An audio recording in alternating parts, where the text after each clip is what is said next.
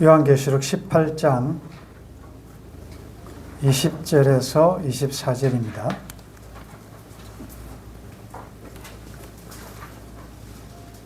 우리 20절 말씀 같이 읽겠습니다. 하늘과 성도들과 사도들과 선지자들아, 그로 말미암아 즐거워라. 하나님이 너희를 위하여 그에게 심판을 행하셨음이라 하더라. 아멘. 18장은 큰 성 바벨론의 멸망을 선언합니다.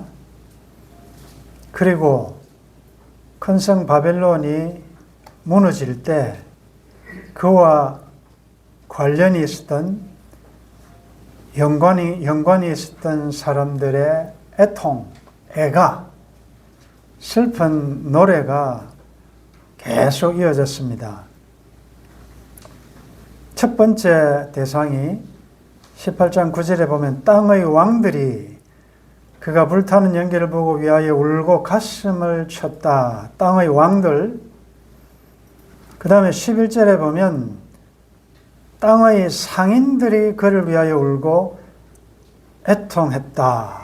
상인들, 땅에 속한 자들.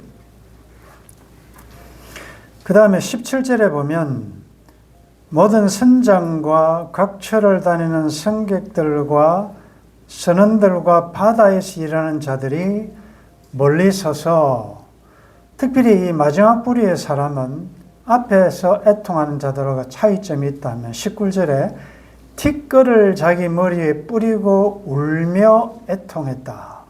이 티끌을 자기 머리에 뿌릴 정도로 그렇게 애석해하는 모습 나타납니다.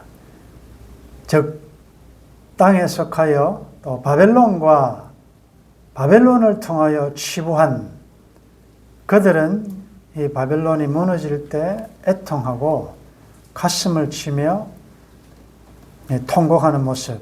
이제 오늘 본문에 보면 정반대, 바벨론에 살고 있지만 바벨론과 상관이 없는 하늘에 속한 사람들에게는 즐거워라, 이런 명령이 주어집니다. 하늘과 성도들과 사도들과 선지자들, 하늘, 그러니까 하늘에 속한 모든 영물들, 천사들을 포함해서 모든 영적인 존재들 이야기하겠죠. 성도들, 사도들, 선지자들, 이건 총체적으로 하나님의 백성들을 지칭하고 있습니다. 그들은 그로 말미암아, 즉 바벨론이 무너짐으로 말미암아 즐거워라. 이것은 그 성이 무너진 것 때문에 즐거워한다는 이런 의미보다는 하나님의 공의가 이제 실현됐단 말이에요. 하나님의 의로우심, 그동안에 불의한 세상, 지금도 좀 그렇죠. 하나님의 공의와 정의가 그대로 시행되지 않고 어떻게 보면 상당히 불법과 불의가 성행하는 것 같고, 롯이 소돔성에 살면서 그 의로운 심령이 상했다는 것처럼 정말 하나님의 통치를 기대하는 이상적인 왕의 오심을 기다리는 의로운 심령들은 많이 상하는 때입니다. 그런데 드디어 하나님의 때가 되어서 이제 하나님이 너희를 위하여 그에게 심판을 행하셨음이라. 즉 하나님의 심판은 성도들의 그 탄원의 기도, 언제까지 우리의 억울함을 풀어주지 않으십니까? 라고 순교자들이 하늘을 향하여 호소한 적이 많았잖아요. 또 여러분들이 올렸던 그 수많은 기도들, 그것을 다 모아서 이제 하나님의 통치가, 하나님의 공의가 나타나서 하나님 나라를 대적한 그 큰 성 바벨론은 결국은 무너질 것이기 때문에 하늘에 속한 하나님의 백성들, 하늘의 시민권자들은 즐거워라. 여러분들, 즐거워라는 현재형이죠. 현재 명령형입니다. 바벨론은 무너졌고 무너지고 있고 장차 무너질 것 아닙니까? 그러나 그 하나님의 말씀하신 것은 너무나 확실하기 때문에 무너졌도다라는 예언적 과거형을 쓰고 있다고 그랬습니다. 그러면 즐거워하라는 이 명령은 어떻게 적용해야 되겠습니까? 지금은 우리가 고통당하고 있지만 앞으로 전능하신 구름 타고 오실 그분이 오셔서 바벨론을 멸망시키시고 우리를 구원시켜 주실 때 그때는 너희들이 즐거워하라 이 말이 아니잖아요. 지금 여전히 바벨론에서 불이익을 당하고 어려움을 당하고 믿는다는 것 때문에 여러 가지 고난과 환난을 당하고 있지만 이 바벨론의 미래가 너무 확실하듯이 우리의 구원 마침내 지금은 우리가 미미한 것 같지만 승리는 우리의 것이다라는 것을 확실히 알기 때문에 지금 즐거워하라는 것입니다. 그러면 우리가 18장 공부하면서 우리가 질문한 게 뭡니까? 여러분들 왜 울고 계십니까? 왜 가슴을 치시고 애통하십니까? 그게 의를 위한, 그의 나라와 의를 위한 눈물입니까? 아니면 없어질 바벨론의 어떠함 때문에 여러분들 우리의 목숨조차도 없어질 거 아닙니까? 왜? 우리의 육신은, 우리의 겉사람은 무너지게 되어 있습니다. 쇠약하게, 나이를 갈수록 쇠약해지고 한 번은 죽게 되어 있습니다. 이 몸으로는 시간과 공간에 날씨가 더우면 더움에 영향을 받고 추우면 추운 대로 여러 가지 병에도 노출되는 이런 땅에 속한 몸으로는 우리가 어떻게 영원히 살겠습니까? 그래서 우리의 구원은 세 시제로 나눠본다면 이미 이루어진 구원, 이루어가고 있는 구원, 이루어질 구원을 조금 더 쉽게 우리가 적용해 보자면 이미 이루어진 것은 무엇입니까? 그건 우리의 영이 살아난 거 아닙니까? 우리의 영이 중생되었다 말이에요. 그건 이미 이루어진 구원이라 그것을 칭의라고 합니다. 어렵다. 그 다음에 이루어가고 있는 구원은 무엇입니까? 우리가 이전에는 애국적인 바벨론적인 삶을 살았지만 이제는 중생된 영을 통하여 성령 하나님께서 이제 우리 안에 내주하셔서 이전에 마귀가 사탄이 우리의 영혼을 찬탈하여 자기가 왕인 것처럼 우리를 마음대로 다스렸는데 주님이 십자가에 죽으시고 부활하심으로 이제는 주인이 바뀌었다. 이제는 주님이 내 마음의 주인으로 왕자에 앉으셔서 다스리고 계신다. 그러나 아직 그동안에 습관적으로 애국적인 성향이 너무 남아있기 때문에 이제는 보혜사 성령님이 내 안에 오셔서 매일매일 조금씩 우리의 지정의에 속한 즉 혼적인 부분을 거룩한 자로 진짜 하나님 나라 백성다운 실력 있는 자로 만들어 나가시는 현재적인 구원을 성화구원이라고 그러잖아요. 성화. 그러면 마지막에 이루어질 구원은 여러분들 의외로 우리가 조금 생각할 때 의외다 할 정도로 뭐가 남았습니까?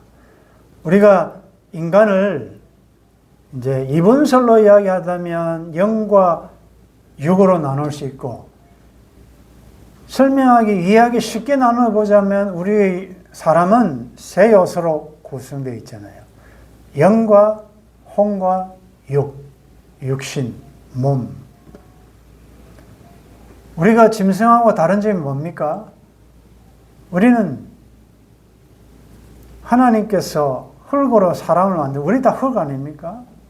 짐승하고 똑같아요. 다른 점은 코에 생기를 불어넣어서 생명이 되었다. 즉 하나님의 영적인 것을 우리가 호흡할 수 있는 영적인 존재가 되었다. 그 짐승들은 죽으면 혼은 밑으로 가지만 우리는 주신 하나님께로 돌아간다라고 하기 때문에 우리는 그나마 만물의 영장이라고 하는 것은 영적인 요소가 있기 때문에. 그런데 이제 남은 것은 뭐냐? 자, 이미 이루어진 칭의, 이제 이루어가고 있는 성화, 마지막 이제는 이 모든 것이 종합적으로 영화의 단계로 들어가는 건 뭐냐? 예수님이 죽으시고 부활하셨는데 그 부활하신 몸은 문이 닫혔는데도 제자들이 무서워서 문을 닫고 있는데 예수님이 나타나시죠.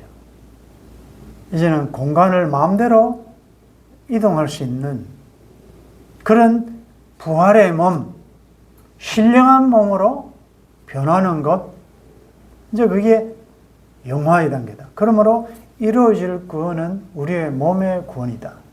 로마서에 보면 우리가 탄식하며 고대하는 것은 우리의 이 몸이 구속, 자유함을 얻기를 지금 바라고 있다. 그때는 정말 우리가 지금 상상도 못할, 우리가 이 짧은 논리로 경험으로 어떻게 우리가 알겠어요? 자, 그때 정말 부활체는 어떤 모습일까? 내가 나이 들어서 병들어서 죽었는데 그때는 어떤 나이대로 내가 부활할까? 자꾸 우리가 이제 인간적인 논리로 자꾸 생각하는 거예요. 그럼 누구하고 시집장가를 가며 또 가족 관계는 또 지인들은 그날에 알 수 있을까 모를까라는 다양한 신학적인 논쟁거리가 있습니다만은 중요한 것은 천국은 모든 세상에 있을 동안의 부정적인 것, 이런 것들은 다 없어지고 주님으로 인한 그 기쁨과 감사와 만족이 충만한 것. 그러니까 여러분들 성경이 말하고 있지 않는 것을 자꾸 추론할 필요가 없어요. 야, 여기서도 참 저분 만나기 힘들었는데 거기 가서도 만나면 어떨까? 그런 걱정을 왜 하십니까? 둘 중에 하나예요. 그 사람을 안 오게 하든지 여러분들을 못 가게 하든지. 그러면 뭐예요? 누구를 보든지 즐거워하고 주님으로 기뻐할 수 있어야 한다는 거예요. 그러므로 길에 있을 때 커피 사와 하라. 만약에 그때 가서도 정말 회피하고 싶다 그러면 살아있을 때 먼저 커피 죽기 전에 서로 화해하라 그 말이죠. 그래서 우리는 다시 한번 하늘에 속했다고 내가 믿는다면 정말 내가 예수 그리스도의 피로 구속함을 받았다면 그때 즐거워하고 그때 찬양을 부르려면 살아있을 때 찬양하고 기뻐하고 즐거워해라는 거죠. 어떤 상황과 환경에 상관없이, 왜냐하면 너무나도 확실한 하나님의 말씀에 근거한 미래를 우리가 알기 때문에. 우리가 찬송에도 있잖아요. 잠시 세상에 내가 살면서 항상 찬송 부르다가, 여러분들 이런 찬송 부를 때 뭐 좀 마음에 좀 찔림이 없습니까? 노래는 잘해요. 잠시 세상에 내가 살면서 항상 찬송 부릅니까? 그런데 왜 가사를 그대로 따라 하십니까? 찬송 안 하시면서. 항상 찬송 부르다가 날이 저물어 오를 하시면 영광 중에 나아갈 것이다. 그 다음 2절에 보면 눈물 골짜기 더듬으면서 나의 갈 길을 다간 후에, 이게 뭡니까? 때로는 너무 어두워 하나님조차도 침묵하시는 것 같고, 분명히 하나님 말씀 내 길에 비치고 내 발에 등이라고 했는데 더듬어야 될 정도의 상황도 온단 말이죠. 그럴 때라도 더듬어서라도 앞으로 전진하시라요. 눈물 골짜기에는 더듬으면서 가야 됩니다. 그래라도 가야 돼요. 모든 것 내려놓고 완전히 낮은 자세로 나의 꿈은 접어두고 좌절된 상태로, 그럼에도 불구하고 낮은 포복으로 앞으로 갈 길이 다가가는 주의 품 안에 내가 안기어 영원토록 살리로다. 나의 가는 길 멀고 험하며 산은 높고 고름 깊어. 와, 고난 나의 몸 쉴 곳 없어도 복된 날이 밝아올 줄 믿습니다. 그 우리가 믿잖아요.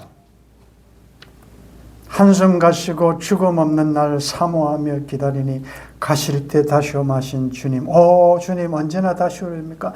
내가 그리던 주를 배울 때 나의 기쁨 넘치리라. 주님을 생각만 해도 이렇게 좋은데 주님 배우면 얼마나 좋겠습니까? 그 날이 속히 오니까 저 높은 곳을 향하여 날마다 나아갑니다. 괴로움과 죄가 있는 것, 나 비록 여기 바빌론에 살고 있지만 빛나고 높은 저 천성을 늘 날마다 바라봅니다. 내 주를 따라 올라가 저 높은 곳에 우뚝 서 영원한 복락 누리며 즐거운 노래를 부를 것이기 때문에 지금 광야를 지날 동안에도 즐거운 노래를 부르시라. 오늘 말씀하십니다. 즐거워하라. 하늘에 속한 자들아 즐거워하라. 하나님이 너희를 위하여 그에게 심판을 행하셨습니다. 21절 같이 읽겠습니다. 이에 한 힘센 천사가 큰 맷돌 같은 돌을 들어 바다에 던져 이르되 큰 성 바벨론이 이같이 비참하게 던져져 결코 다시 보이지 아니하리로다. 하나의 그림 이미지가 나타나죠.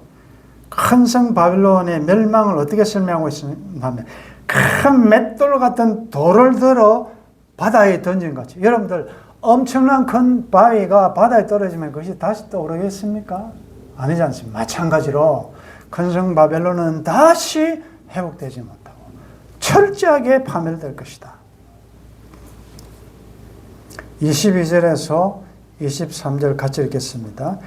또 검은 것 타는 자와 풍류하는 자와 퉁수 부는 자와 나팔 부는 자들의 소리가 결코 다시 내 안에서 들리지 아니하고 어떠한 세공업자든지 결코 다시 내 안에서 보이지 아니하고 또 맷돌 소리가 결코 다시 내 안에서 들리지 아니하고 등불빛이 결코 다시 내 안에서 비치지 아니하고 신랑과 신부의 음성이 결코 다시 내 안에서 들리지 아니하리로다.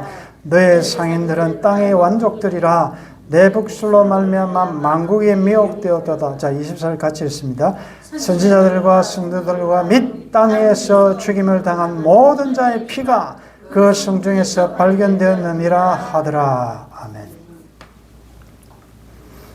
큰 성 바벨론이 비참하게 바다에 던져져서 다시 보이지 아니하리로다 라고 하면서 구체적으로 큰 성 바벨론의 그 성향, 성격, 정신을 6가지로 설명하고 있죠. 검은 것, 소리, 풍류하는 것, 퉁수 부는 나팔 소리, 이건 문화, 예술, 음악.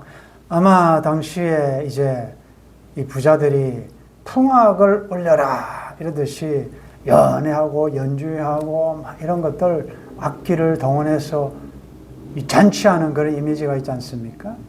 그런 것들이 결코 다시 있지 아니할 것이다. 그리고 어떠한 세공업자든지 결코 다시 있지 않다. 당시에 이 장식, 아주 고가품들 장식하고 그래서 아마 세공하는 이런 조합을 가진 사람들이 대우도 많이 받고 이런 것 같아요. 그런 것도 결코 다시 있지 않다. 맷돌 소리가 결코 다시 들리지 않는다. 맷돌은 일상생활 아니겠습니까? 그리고 음식에 관계되는 거니까. 그러니까 일상생활도 완전히 파괴되고 사라질 것이다. 등불빛이 결코 다시 1차적으로는 밤에도 이 세공업자들이 작업하기 위해서 등불을 켜고 했는데 그것이 없어진다는 의미도 있을 수 있고, 총체적으로 바빌론이라는 것이 빛과 상관없는 어두움에 들어가게 될 것이다. 멸망을 표현하고 있죠. 신랑과 신부의 음성이 결코 다시 들리지 않는다. 일상생활 이런 거 없어진다. 신랑과 신부의 소리가 없어진다. 이건 사실 신랑과 신부 결혼 가장 즐거운 일 아니겠습니까? 가장 행복한 날 아니겠습니까? 그런 것이 다시는 없다.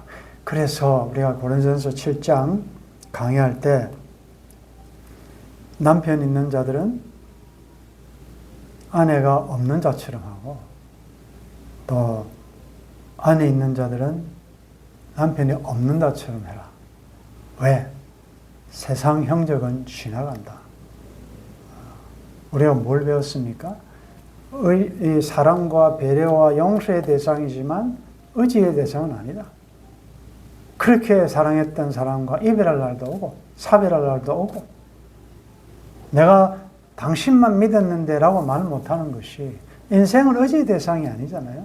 어느 날 떠나니까 오직 주만 의지하고, 그렇기 때문에 지나가는 것이기 때문에 살아있을 때 최선을 다하여 서로 사랑하고 아끼고 보호하고 배려하고 이해하고 품고 같이 한 목적을 향해서 가는 것이고, 물건을 사는 자들은, 쓰는 자들은 다 쓰지 못하는 것 같이 해라.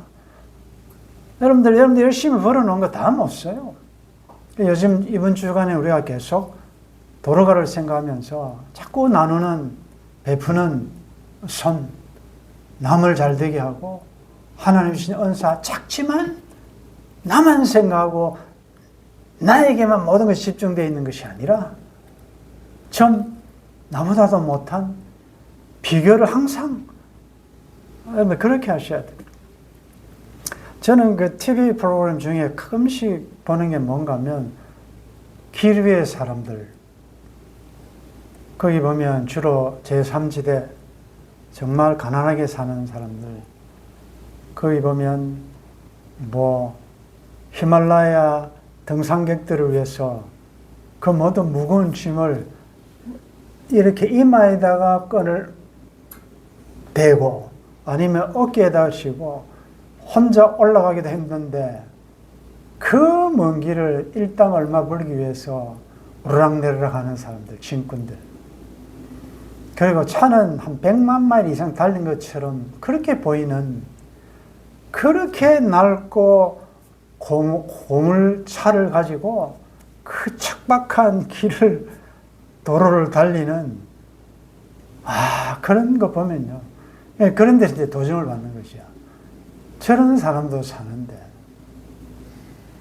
내가 지금 뭘 원망불평하고 이 힘들다고 말할 수 있느냐. 옛날에 이전에 한번 올라왔던 영상 중에 아이스크림을 처음 먹어본 어떤 젊은 형제의 그 유튜브 영상이 히트를 친 적이 있어요. 울면서 평생에 이런 맛은 처음 본다. 우리는 지나가며 오며 가며 얼마든지 먹고 싶으면 먹을 수 있는 것 당연하게 생각하는데, 그런 것도 평생에 맛도 못 보고 구경도 못한 사람도 많다는 거죠. 그래서 세상 형적은 지나간다. 있다고 교만하게 생각할 것도 아니고, 없다고 그렇게 낙심하고 항상 비교하면서 상태적으로 열등의식을 가지고 살 것도 아니고, 지나가는 것이다. 여기 보면 결코 다시라는 것이 6번이 강조되어 있어요. 영어로 하면 never again. 결코 다시, 결코 다시. 한 번만 해도 될 건데 결국은 철저하게 반론은 망할 것이다. 그들의 죄가 무엇입니까?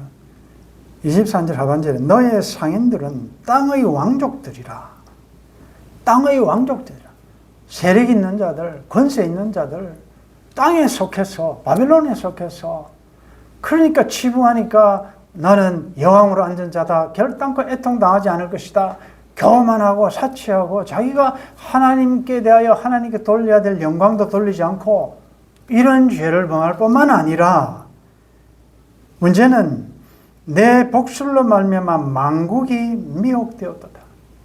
자기만 그렇게 하는 게 아니라 세상 모든 사람들을 미혹시킨다. 자, 여러분들 아까 멸망당하는 그 쭉 분야를 보면 총체적이지 않습니까? 무슨 예술 분야, 또 문화 분야, 해당 안 되는 게 어디 있어요? 전체가 다 지금 바벨론에 물들어 있고, 바벨론 정신에 물들어 있잖아요. 미혹시킨다는 거죠. 이 사기다, 사기. 그러면 여러분들은 잘 분별해서 미혹되지 않아야 될 것입니다.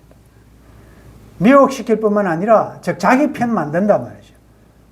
땅에서 나온, 바다에서 나온 짐승들이 다 용에게 경비하게 만들고 자기들을 따르게 만드는데, 미혹시키는데도 불구하고 그들의 가치관과 그들의 정신에 물들지 않고 끝까지 하늘나라 시민으로 사는 자들은 하다가 당근과 채찍을 하다가 안 되면 어떻게 하느냐? 죽여버린다. 그래서 선지자들과 성도들과 및 땅 위에서 죽임을 당한 모든 자의 피가 그 성중에서 발견되었느니라. 바벨론 성에 살고 있지만 거기에 참여하지 않고 하늘에 속한 자로 살다 보니 불이익을 당하고, 이 초대교회는 정말 목숨 내놓아야 돼요. 불이익을 당하고 경제적인 어려움 당하고, 심지어 나중에는 황제를 신이라고 큐리어스 주라라고 시인하지 않으면 사자밥이 되게 하고, 뭐 이렇게 죽임을 많이 초대교회 순교 피가 많이 흘려졌잖아요. 자, 오늘 이 말씀을 정리하면서, 그러면 지금 우리가 마지막 시대를 살아가는 하늘에 속한 사람으로 어찌해야 되느냐? 이 큰 성 바벨론은, 바벨론적인 문화와 정신은 어떻게 하나님의 백성들을 미혹하느냐? 첫째는 바벨론에 속한 자로 살도록 하는 것이요. 지금 모든 내 주위 환경이 그렇지 않습니까? 그런데 거기서 하나님의 은혜로 이제 우리를, 내 백성아, 거기서 나와라. 그 죄에 참여하지 말고 받을 재앙, 그들이 받을 재앙을 받지 말라. 나오라. 이 구원 아닙니까? 교회라는 말은, 에클레시아라는 말은 어디서 불러내었다. 구약적으로 이야기하면 애굽에서 불러내었다. 내 백성을 불러내었다. 신약적으로 하면 세상에서 우리를 불러내셨다. 바벨론이라는 이 큰 거대한 악의 세력에서 하나님이 나를 불러내셨다. 그래서 나를 불러주시니 고마워라는 거죠. 안 그러면 거기서 살다가 죽었을 겁니다. 그래서 바벨론이라는 세상이 전체가 아니고 바벨론 외에 다른 세상이 있구나. 이걸 깨닫는 것이 성령님의 감동을 받은 우리들이에요. 그게 이제 영이 살아났다. 그게 이제 첫 번째 구원이다. 우리를 불러내셨다. 의롭다 하셨다. 그래서 이제 성화 구원을 이뤄가는데 바벨론이 가만히 있습니까? 바로가 하나님의 백성들 보내놓고 난 다음에 가만히 있습니까? 막 추격이 오잖아요. 그리고 광야를 지나면서 자꾸 어려움이 있으니까 이제 반응이 여러 가지로 나타나죠. 나는 애굽으로 돌아갈란다라는 사람. 나는 바벨론이 좋다. 바벨론 나와보니까 뭐 재미도 없네? 라고 하면서 몸은 나왔지만 계속 바벨론을 쳐다보는 사람도 있고, 그러나 하나님의 은혜로 이제는 성령에 매여, 은혜의 사슬에 매여, 나는 가고 싶지만 그러나 성령께서 강건적으로 역사하셔서 자꾸 바벨론은 나와 예루살렘 천성을 향하여 가도록 계속 하신단 말이에요. 그게 그 다음 단계고, 마지막 단계는 아무리 미혹하고 아무리 우리를 자기 편 만들려고 해도 안 될 때는 어떻게 하느냐? 죽인다. 그럼 여러분들 지금 어느 단계입니까? 바벨론에 그냥 살고 있습니까? 바벨론적으로 살고 있습니까? 아니면 지금 바벨론을 하나님의 은혜로 소돔 고모라를 떠나 손잡고 하나님께서 끄집어내요. 지금 이제 광야를 지나고 있습니까? 그래서 어떤 지금 어려움을 당하고 있습니까? 의를 위하여 핍박을 받은 자는, 여러분 중요한 것은 여러분이 당한 어려움이 진짜 의를 위한 어려움인지 아니면 내가 잘못해서 당한 어려움인지를 잘 구분하셔야 돼요. 그래서 울음과 울음을 구별하라고 그러잖아요. 그 다음 단계는 이제 너 자꾸 이런 식으로 하면 죽인다, 죽는다, 요 단계예요. 지금 제가 볼 때는 여러분들 정도면은 지금 마지막 단계예요. 죽음을 넘어선 자들도 있고 대개 이 단계를 넘지 못하고 돌아가더라고. 그냥 하늘의 미랄이 땅에 떨어져 죽으면 사는데 목숨을 구원코자 하면 잃을 것이요, 잃어버리면 사는데 죽어도 사는 세상에 있는데 이것 안 죽으려고 마지막 단계에서 다시 바벨론으로 가버린다. 오늘 이 18장 마지막 메시지가, 하늘의 메시지가 주는 교훈은 뭐냐? 순교로서 죽음으로써 이 길을 가라는 것입니다. 모든 것 내가 주인 삼은 것 다 내려놓고 죽으면 죽으리라는 순교의 각오로 나가라는 거죠. 여러분들 지금 내가 믿는다고 누가 죽입니까? 그렇진 않지만 죽음과 똑같은, 살아있지만 죽음과 순교와 똑같은 삶을 살아내 너희가 사탄과 마귀와 죄와 싸우되 피 흘리기까지는 싸우지 않았다. 우리가 싸우기는 싸웠는데 피는 흘리고 싶지는 않다는 거죠. 피 흘려라. 왜? 마지막에 보십시오. 하늘과 성도들과 사도들과 선지자들아 즐거워하라. 그러면 그 날에 지금 즐거워하는 자들 누구냐? 24절에 선지자들과 성도들과 땅 위에서 죽임을 당한 모든 자의 순교자의 피가 성중에서 발견되었느니라 했으니, 그럼 여러분들이 피가 성중에 보여야 되지 않습니까? 주님도 나를 위하여 죽으셨기 때문에 나도 주를 위하여 죽는 게 마땅하지 않습니까? 날씨도 더운데 자꾸 죽으라 하니까 좀 미안한데 이 길밖에 없잖아요. 그래서 예수님 뭐라고 하셨어요? 죽기를 두려워하면 일평생 종노릇 한다는 거죠. 여러분들 잘 믿는다는 게 뭐냐? 잘 죽는 것입니다. 잘 죽는 것은 적용한 게 많죠. 싸울 때 바락바락 고함 지르면서 이기지 않습니다. 죽는 거죠. 오늘의 문제는 무엇입니까? 싸우는 것입니다. 내일의 문제는 무엇입니까? 이기는 것입니다. 모든 날의 문제는 무엇입니까? 죽는 것입니다. 바울은 나는 날마다 죽노라. 혈기, 그거 이기는 거 아니죠. 성질, 제가 그거 한번 올리려고 생각하고 있는데, 혈기나 뭐나 모든 것들을 내가 컨트롤할 수 있으면, 컨트롤할 수 없으면 그건 성격이고, 그 다음에 내가 통제할 수 있으면 그것은 인격이다. 멋있는 말이죠.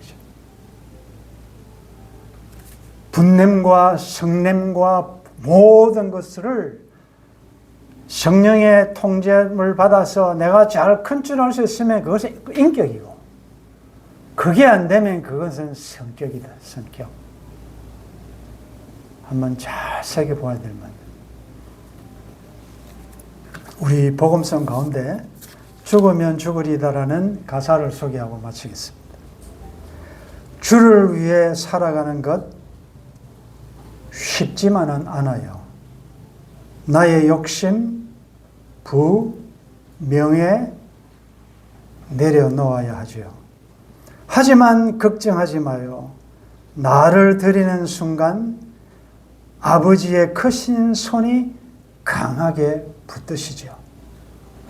수많은 믿음의 선배들 주를 위해 살았죠. 죽으면 죽으리라 아버지의 기쁨의 눈물 보며 내가 선한 싸움을 싸우고 나의 달려갈 길을 모두 마치고 아버지 향한 믿음을 지켰으니 이젠 나를 위한 그 면류관 주실 나의 아버지 내게만 아닌 주를 사모하는 모든 자에게니라. 보좌 앞에 앉았나 기쁨의 눈물 흐르죠. 내 눈물 닦아주시는 주님, 그 따뜻한 손이 나를 만지죠. 내가 선한 싸움을 싸우고 나의 달려갈 길을 마치고 아버지 향한 믿음을 지켰으니 이런 고백을 할 수 있는 여러분들의 남은 광야 여정이 되시기를 주의 이름으로 축원합니다. 아멘. 18장 결론입니다. 바벨론의 멸망으로 끝나지 않고 하늘에 속한 순교당한 하나님의 백성들의 승리로 구원으로 완성되게 하시니 감사합니다. 무너질 장망성과 같은 큰 성 바벨론 속히 그 길을 탈출하게 도와주시고 그렇기 때문에 당하는 불이익, 경제적인, 사회적인 또 바벨론에 있는 사람들로부터 왕따 당하더라도 하늘에 속한 삶을 살기 위하여 주님 가신 길을 따라가기 위하여 죽으면 죽으리라 고백하며 나의 욕심, 부와 명예 다 내려놓고 십자가 하나 붙들고 가야 될 길이라도 주님 가신 그 길 내 몫에 된 십자가 지고 잘 따라갈 수 있도록 도와주옵소서. 하나님이 주신 생명, 그동안 죽기 싫어서 돌아갔던 이 바벨론에서 이제는 목숨까지도 내어놓고 주 예수보다도 귀한 것은 없는 줄 알고 하나님이 주신 생명조차도 하나님 위하여 내어놓고 갈 수 있는 믿음의 사람들 될 수 있도록 도와주옵소서. 주 예수님의 이름으로 기도드리옵나이다. 아멘.